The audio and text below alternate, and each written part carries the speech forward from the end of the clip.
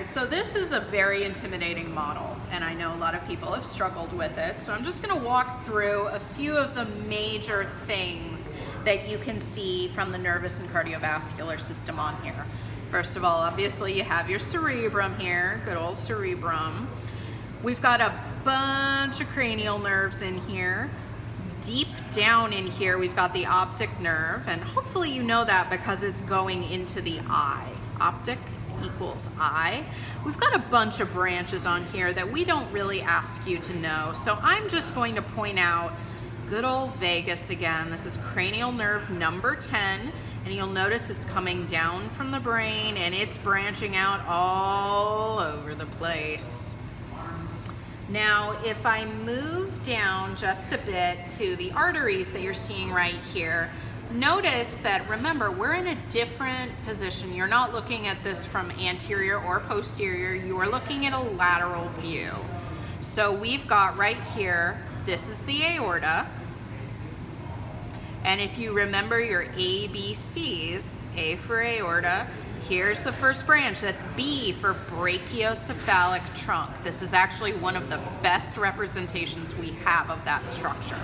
And you'll notice from the brachiocephalic trunk, you get the right common carotid artery coming off, going up into the neck. And then you get the right subclavian artery, which is going to go towards the arm.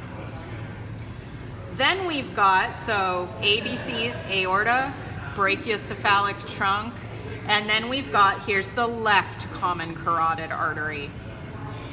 Now over here, there's our pulmonary trunk, and we can actually see one of our pulmonary arteries right here. Here is the superior vena cava, and then we've got the sympathetic trunk, so it's this yellow structure that's got the little bulbs on it. Those are sympathetic ganglia. So a quick note, ganglia is singular, or ganglia is plural, ganglion is singular. These are the intercostal artery, vein, and nerves. And then we've got some of those more peripheral lower limb nerves that you've had to learn about.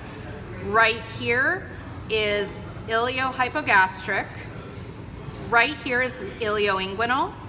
We've then got genitofemoral, lateral femoral cutaneous, or lateral cutaneous femoral. Here is femoral.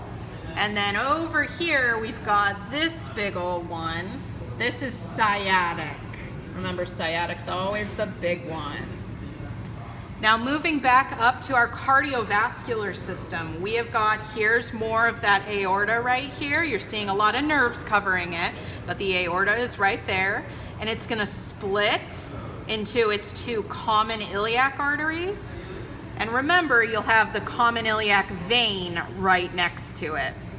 We can also see some of the branches coming off of the aorta. So right in here is the celiac trunk. This part coming right off of it is the splenic artery. Or actually, sorry, that's common hepatic artery. Here we've got, this one right here. We've got the left gastric artery, and then this one right here is going to be the common hepatic artery. We then get down to, let's see here, we've got, this is gonna be the superior mesenteric artery.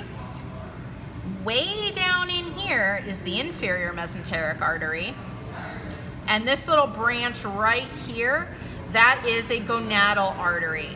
Now this individual is actually a male. You'll learn in the next unit why I know that. That means that this, instead of being called the gonadal artery, we would call it the testicular artery.